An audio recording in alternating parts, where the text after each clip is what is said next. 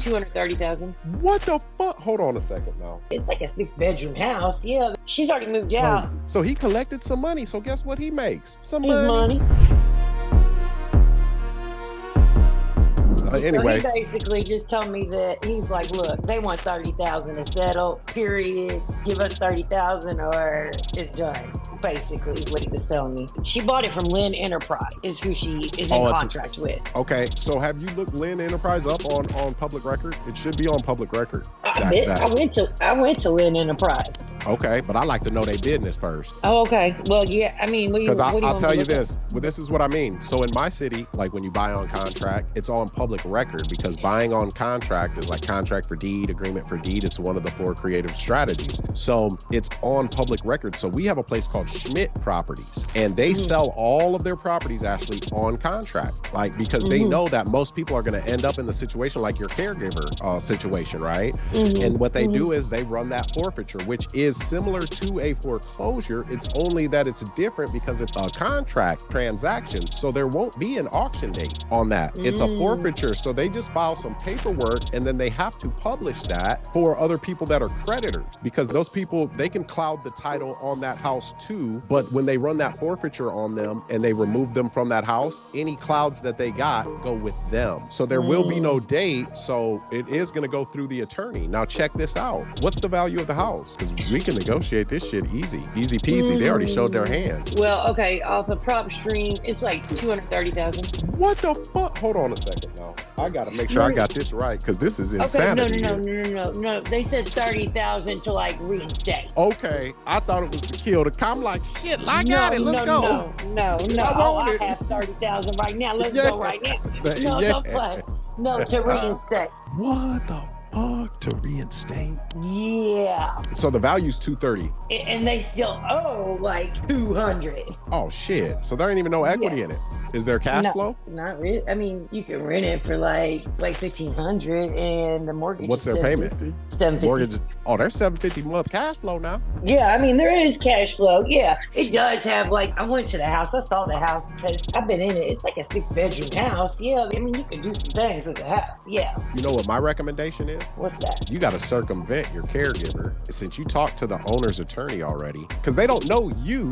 They know they the don't know me caregiver, at all. right? You talk to them as the caregiver, right? Exactly. And basically, it was mostly through email. I mean, I've had a few conversations with him, but I basically just told him send it all through me to email. I basically told him that I was going to apply for assistance through the state of Indiana. Well, I told him I was going to do, and that I needed to know the amount that they wanted to reinstate so that I could. And he's like, well, you don't have a mortgage technically. And I was like, well, tell me how much it is. I said, I can't just say, oh, I don't have a mortgage and not apply with the state. I need to know. But you don't though. Right. That's the thing. But he did type me up something for the state of Indiana. See, they trying to work. Here's what you do. Does the caregiver still want to stay there? I mean, they moved out, right? Yeah, she's already moved out. But she's going through a divorce with her husband. So, I mean, if we got the house, she would really like to have some money, for real. They're going to lose it. They ain't got no money. Yeah, they don't got nothing coming. I know. I'll tell you that now. Care. She don't they don't care got about anything none of coming it. though. Yeah, she's already gone. Thing. She don't care. Yeah, so there ain't. I mean, you can pay her a referral fee. That's what I would do, just to keep it clean. I'd pay her $1,000 referral fee, and you circumvent her with $500, right? Pay her $500 referral fee, and you circumvent her, and you go to the attorney or the owners as the investor. Hey, listen, I heard about this situation. This person brought it to me because this is what I do. Boom. Now I only own a few houses. I tell them a little white lie, like I own it, like your mom and pop shop. Like that ain't no lie. You know what I'm saying? Like I only own a few houses, and this is what I do. So I own a nursing, company as well, right? Like this is your credibility. So here's what I want to do. I want to give you $5,000 and make payment. You can buy it from them on a contract for deed, but you bring us that thing first before you sign anything, and then we'll make sure the screws are tight on that thing for you. And then you done bought you a house. You paid her the referral fee. You bought that thing for $5,000. As long as we got the verbiage we need in there, we put a buyer in that thing. Get on out the way. And it's a contract too, so we just assigned a contract for deed. Bam. So now we definitely ain't responsible for no maintenance or repairs. And then if they don't pay us, guess what we do? The same thing that the lawyer's doing to your caregiver. We run the forfeiture. Bam. Because look, the lawyer's already bending over backwards thinking that, you know, but the 30,000 is a little steep, but they can call it.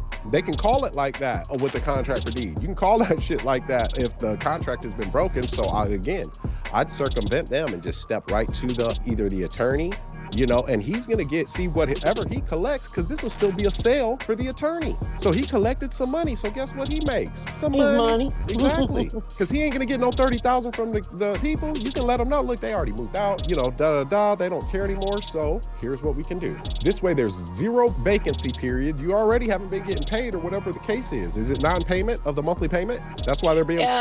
The non-payment of the monthly payment, it was less than 10,000. So the rest of it was just straight up whatever they wanted to tack on. Oh my God. Yeah. Yeah, exactly. It depends on what's in that contract.